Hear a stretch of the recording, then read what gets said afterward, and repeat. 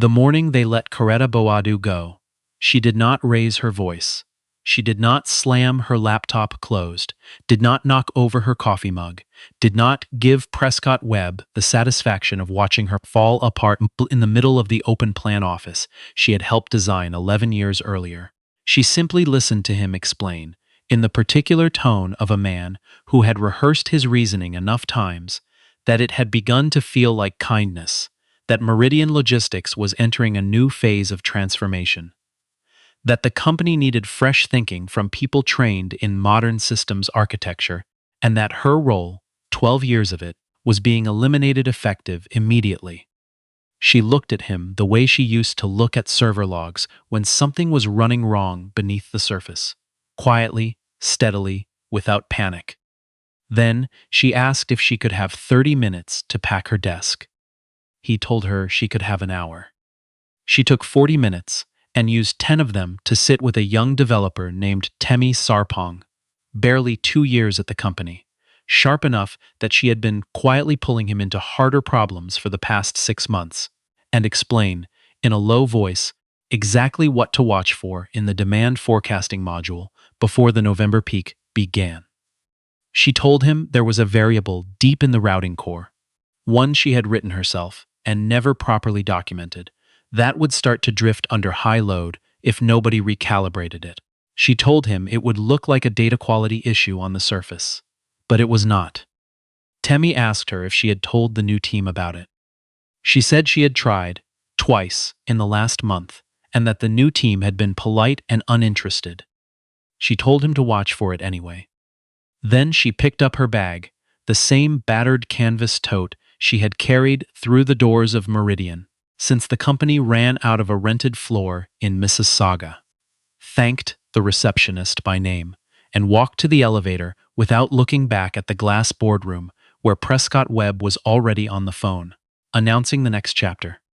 The company Coretta had joined 12 years earlier had been a scrappy logistics startup with a good idea and terrible infrastructure. She had come in as a systems analyst, a title that described perhaps a quarter of what she actually did. Her background was not what the original job posting had asked for. She had no computer science degree from Waterloo or UBC. She had graduated from George Brown College with a business technology diploma, had spent 4 years after that working night shifts at a distribution center in Scarborough, while teaching herself Python and database architecture on a second-hand laptop at the kitchen table of the apartment she shared with her mother and her younger brother. What she had, instead of a graduate degree, was 12 years of watching what actually happened to supply chains when they met physical reality. She understood, in a way that no simulation had ever fully captured, that logistics software failed not because the mathematics were wrong, but because the mathematics had been written by people who had never stood at a loading dock at 4 a.m, trying to move frozen product through a congested corridor with 2 forklifts and a missing manifest. She had built Meridian's core routing and prediction engine from that understanding, not from textbooks, from memory of what breaking points felt like from the inside. By the time a private equity firm acquired the company 3 years ago, Coretta's system was processing routing decisions for hundreds of Canadian clients, from grocery chains to pharmaceutical distributors, quietly making thousands of micro-adjustments per hour that no one upstairs could fully explain, but that everyone depended on. Prescott Webb, brought in as CEO 6 months after the acquisition, reviewed her personnel file with the particular confidence of someone who had never needed to understand a thing deeply in order to feel entitled to judge it. He saw a George Brown diploma, 12 years without a title that impressed him, and a codebase he found underdocumented and, in his word to his deputy, artisanal. He brought in 9 engineers, 3 from Waterloo's computer science program, 2 from McGill, 1 from MIT, 1 from Carnegie Mellon, 1 who had spent 4 years at a major cloud platform in Seattle and carried himself accordingly. The 9th had a list of patents so long that printing it used 3 full pages. They arrived in matching, company-branded quarter zips and held a kickoff meeting in the main boardroom that Coretta was not invited to attend. Prescott introduced them to the wider company at an all-staff gathering, calling them the most credentialed team Meridian had ever assembled, and describing what they represented as the beginning of the company's second era. He used the phrase evidence-based architecture 3 times, and did not once mention the name of the woman who had built the system they had been hired to modernize. Coretta stood near the back wall with her arms folded. She did not raise her hand when he opened the floor to questions. She looked at the 9 engineers standing behind him, who looked comfortable and certain, and felt something she recognized as patience rather than bitterness, because she had been around enough systems in her life to know that certainty of that kind had a particular shelf life. The 9 engineers spent their first 3 weeks auditing the codebase.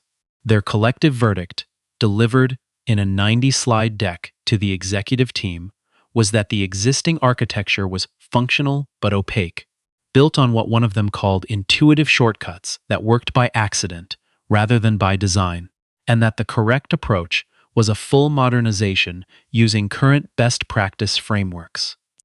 Prescott approved the plan the same afternoon it was presented. What the deck did not mention, because none of the 9 had spent enough time with the system to find it, was that the shortcuts were not accidental. They were load-bearing. The routing core's demand forecasting module contained a series of behavioral weightings that Coretta had tuned over 8 years to reflect the actual movement patterns of warehouse workers in physical space. The invisible friction of a crowded aisle at shift change, the predictable delay that occurred when a loading crew was working a difficult dock door, the specific way human decision-making under time pressure diverged from what mathematically optimal solutions expected. It was not something she had ever written into documentation, because she had not known, until it was too late, that she would ever need to. The modernization project began in early September. By the 3rd week of October, with the holiday shipping window 6 weeks away, the system had begun to fail. Not dramatically at first. Routing decisions that should have taken milliseconds began taking seconds. Delivery time estimates started drifting. A pharmaceutical distributor in Calgary flagged 3 misfiled temperature-sensitive shipments in a single week. The 9 engineers ran diagnostics. The diagnostics came back clean. They adjusted parameters, checked database integrity, reviewed server capacity. Everything looked correct by every measurable standard available to them. And yet the system continued to degrade. Slowly, the way a bridge sounds different when one of its cables is beginning to go, if you happen to know how to listen. Prescott watched from the floor above, through the glass wall of his corner office, his jaw tightening in increments. He had promised the board that the modernization would be complete before the November peak. He had used the word seamless. The word now sat in his memory like a stone. He sent increasingly pointed messages to the engineering team lead, messages that accomplished nothing except to add a particular kind of pressure to a room already running on too much coffee and too little sleep. 2 of the younger engineers began quietly blaming each other for the delay. The others buried themselves deeper in simulation software. Convinced the answer existed somewhere in a dataset, they simply had not examined closely enough yet. By the end of October, Meridian's largest client, a national grocery chain that had been with the company for 9 years, called to say they were reviewing their contract. Their logistics director had seen enough anomalies in the routing data to make her nervous, and she was not the kind of person who stayed nervous without doing something about it. If the system was not stable before the holiday peak, they would be moving their business. The contract was worth, at renewal, slightly north of $40 million a year. Prescott stopped sleeping well. It was Declan Marsh, 58 years old, brought in from a semi-retirement consulting practice after one of the Waterloo engineers mentioned his name, and the only person in the room who had been writing production code before some of his colleagues were born, who finally began asking different questions. He had been going through the original codebase in the evenings, long after the rest of the team had switched to their simulation tools, pulling up code that had been written before the modernization, and reading it the way you read a letter rather than a specification. Paying attention to what it was trying to say, not only what it was doing. He found the behavioral weightings late on a Tuesday night, buried in a module the team had mostly bypassed. He did not fully understand what they were measuring. He understood only that they were precise, intentional, and that removing them had done something that no diagnostic had been written to detect. He searched the version history. Every significant commit touching the routing core, going back 9 years, carried the same initials in the comment field. CB. He searched the company's archived personnel records. He found the full name in 10 minutes. Coretta Boadu, senior systems architect, terminated 3 months ago. He pulled her complete employment record, 12 years of it, on the internal project sign-off sheets, not the executive summaries, not the press releases, but the actual technical certification forms filed before any major system update went live. Her signature appeared at the bottom of every single one, not the engineering lead, not a director's initials. Hers, in small, consistent handwriting, confirming that the system was ready before it ever left the testing environment. 47 separate sign-offs, 12 years, her name every time. Declan sat in the empty office for a long time after that, reading. Then he got up and knocked on Prescott Webb's door. Nobody at Meridian had maintained contact with Coretta after her termination. HR had processed the paperwork. Her access credentials had been revoked the same afternoon. When Prescott asked his assistant to locate a current contact number, the assistant spent 2 days making phone calls and returned with nothing useful except the name of the company Coretta had launched in the months since leaving. It was called Boadu Systems. It occupied the top 2 floors of a building in the distillery district, had been operating for 8 months, and had already closed a Series A funding round at a valuation that had placed it, and Coretta, who held the majority stake, comfortably within the range of companies that financial journalists had begun describing with a particular kind of reverence. One of the engineers found this out in under 4 minutes by searching the company name, and reported it to Prescott in the tone of a person delivering news that changes the shape of something. Prescott drove there himself on a Thursday morning in early November, gray sky pressing down over the city, the way it always did once the leaves were fully gone. He did not bring his assistant. He parked on a side street and stood outside the building for a moment before going in, looking at the logo above the entrance and understanding, with some precision, exactly where he stood. Coretta kept him waiting 20 minutes. When she came down to the lobby, she was wearing dark jeans and a blazer, her hair natural, a coffee mug in her hand, and she looked at Prescott with the same quiet, level attention she had given him the morning he fired her. She did not look surprised. She waited for him to speak first. He told her, as directly as he could manage, that the system she had built was failing, that 9 engineers had not been able to stabilize it, and that a contract worth $40 million was at risk. He told her he needed her help. She listened without interrupting. Then she said no. It was a calm no, without heat, and it was the word he had least expected from someone whose salary he had terminated 3 months ago. He had prepared for anger. He had prepared for negotiation, for conditions, for a number. He had not prepared for refusal, delivered with the composure of someone who had already moved forward into something larger. He asked her why. She set down her coffee mug and told him a story that existed nowhere in her personnel file, and that he had never had any reason to go looking for. 11 years earlier, 18 months into her time at Meridian, she had spent 4 months solving a problem that was costing the company between 8 and 12% of its routing efficiency on high-volume days. The problem was structural. The original forecasting model had been built on standard academic assumptions about how goods move through warehouse systems, assumptions that looked correct in theory and were consistently wrong in practice. She had figured out why on her own time, between the end of her regular shifts and the beginning of the overnight maintenance window. She ran parallel models for 6 weeks without telling anyone, calibrating them against real behavioral data she was pulling from floor logs that nobody else was using. When she was confident enough, she brought her findings to her direct supervisor, a man named Gideon Forsyth, and showed him what she had built. He thanked her. He said he would review the approach and discuss next steps.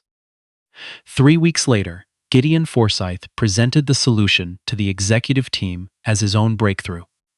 He stood at the front of the boardroom and accepted the credit in front of people who would use it to decide his career. He received a promotion. He received a substantial bonus. He moved into a director's role and left the company 2 years later, still carrying the recognition on his resume. Coretta received an email from HR informing her that her contribution had been noted. She never filed a complaint. She never raised her voice about it in front of another person at the company. She went back to her desk the morning after Gideon's presentation and started building the next thing. She told Prescott this not as an accusation directed at him, because he had not been there and had not known. She told him as the plainest possible explanation for why she had learned, over a long time, not to expect fairness from institutions, and why she had eventually built one of her own. Prescott was quiet for a long moment after she finished. He did not point out that it was before his time. He did not qualify it with anything. He simply stood in the lobby of the company she had built, and the weight of what she had said settled somewhere in his chest, considerably heavier than he had expected. He asked her, quietly, whether she had ever regretted staying silent through all of that, staying at her desk, staying in a building where someone had taken what was hers and walked away with it. She said that regret had never struck her as a particularly efficient use of time.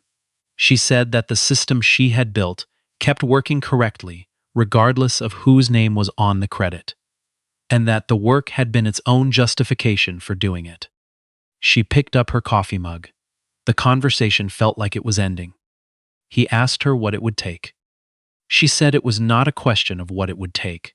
She said that Temi Sarpong, the developer she had spoken with on her last day, had called her 3 days ago to tell her what was happening, and that it had been Temi's call, not Prescott's visit, that had made her consider returning at all, because Temi had not called on behalf of the company.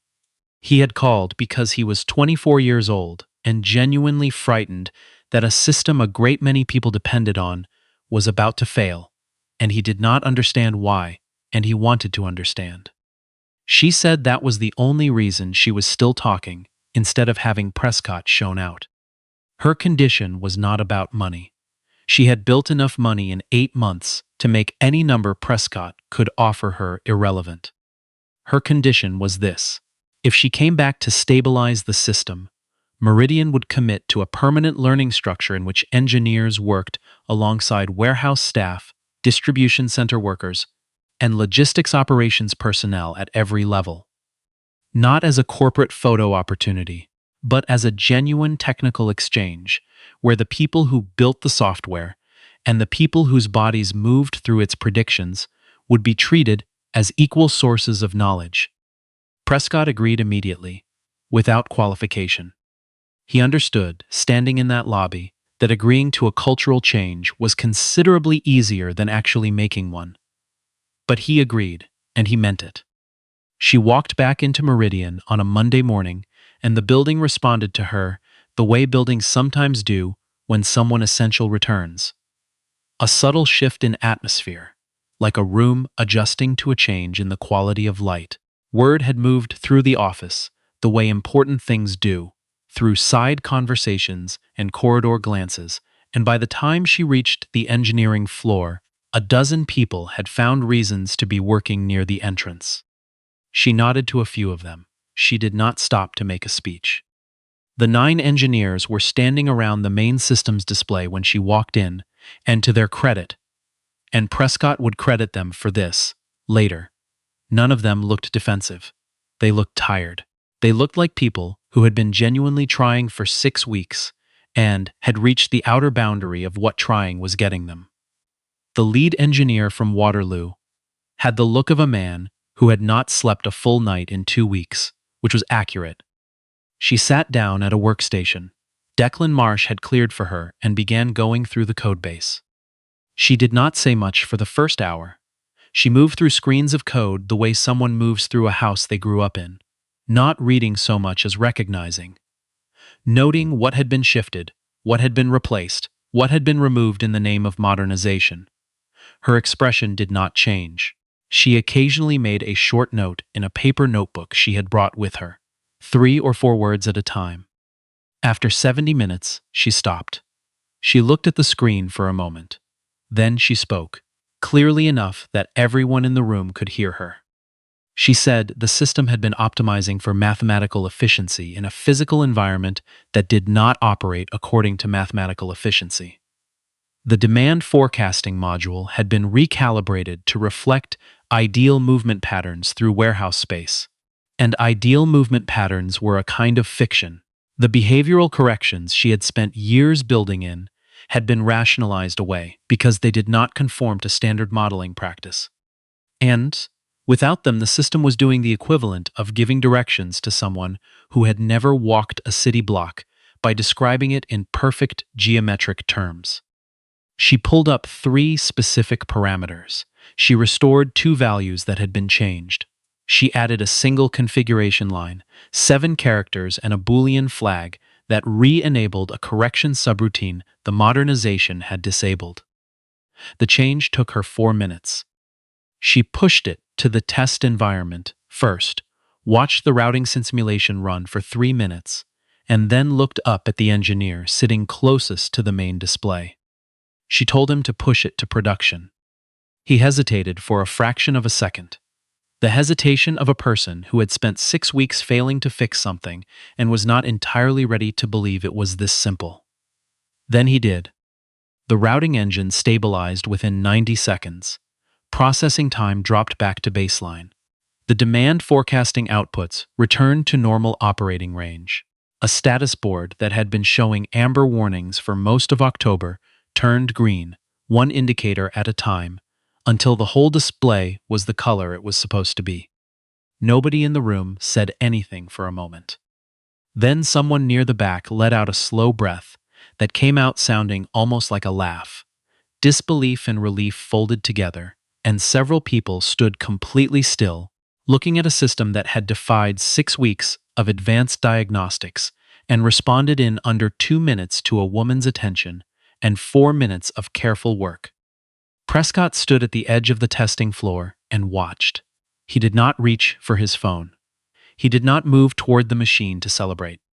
He simply stood there, watching the woman he had dismissed as a legacy holdover stand calmly beside a system that had humbled 9 of the most credentialed engineers money could assemble. And for the first time since taking the company's leadership, he felt genuinely and entirely small. He called an all-staff meeting for the following morning and stood at the front of the room without notes, without slides, without the rehearsed confidence that had carried him through every presentation he had ever given. He said that he had made a judgment about a person based on the credentials attached to her name without thinking to look at 12 years of work those credentials did not capture. He said he had confused pedigree with competence and had nearly destroyed something that had taken years to build because of that confusion. He said this, not in the careful language of corporate statement reviewed by a legal team, but in the plain language of a person who had spent 2 weeks understanding exactly how wrong he had been, and who had decided that the only honest thing left to do was to say so plainly in a room full of people who had watched the whole thing happen. Several longtime employees exchanged quiet glances. They were not accustomed to this. The 9 engineers did not retreat into defensiveness. What happened over the weeks that followed was something more interesting. They came to Coretta, one by one, and asked her to teach them what the models had missed. Declan Marsh was first, arriving at her workstation one afternoon with a printed section of the routing code he did not fully understand, and the open admission that her technical notes had taught him more about real-world logistics in a single afternoon than a full semester of graduate coursework ever had. She agreed without hesitation. And something began to take shape on the engineering floor that had never existed at Meridian before. Engineers with doctorates, from the finest programs in the country, sitting beside warehouse operations, managers and distribution coordinators, running through system outputs against actual field conditions, learning to ask not just what the data said, but what the data had never been designed to measure. The rigid divide between the design teams upstairs and the operations floors below began to dissolve, replaced by something that resembled, more than anything else, genuine curiosity on both sides. A junior developer, barely 18 months into the job, proposed a modification to the last-mile prediction model based on something she had observed on a site visit to a fulfillment center in Brampton. A specific bottleneck in the handoff between automated picking systems and human packers that the algorithm was consistently underestimating because no one had ever modeled that particular interaction. The lead engineer from Waterloo reviewed her proposal and approved it for development within the week, noting in his sign-off that it was the most practically grounded improvement suggestion the team had received since the modernization project began. Prescott formalized the learning structure Coretta had proposed, giving it proper budget and making it a permanent part of how Meridian onboarded its technical staff. Ideas from the operations floor went through the same review process as ideas from the engineering team, evaluated on merit rather than on the title of the person submitting them. Within a quarter, the system was performing better than it ever had. Not because of the modernization alone, but because the modernization had finally been grounded in the same physical reality that had informed the original design. Coretta did not stay. She had made it clear from the beginning that her return was temporary. She had a company of her own to build, a team of 23 people in the distillery district working on problems she found genuinely interesting. Investors expecting a Series B, she was already quietly structuring.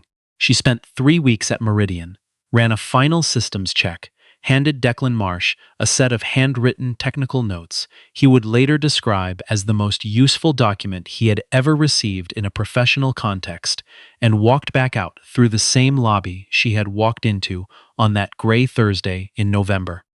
Temi Sarpong walked her to the elevator. He asked her, on the way down, if she was angry, not about how she had been let go, but about the years before that. The Gideon Forsyth years.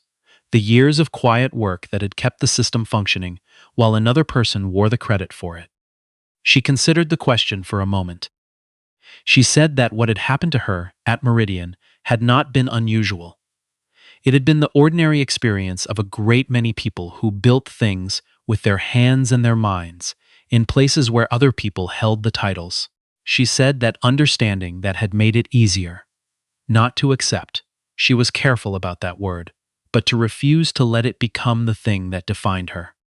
She said that the reason she had come back had nothing to do with Prescott Webb, and everything to do with a 24-year-old developer who had called her not because he wanted the problem fixed, but because he wanted to understand it.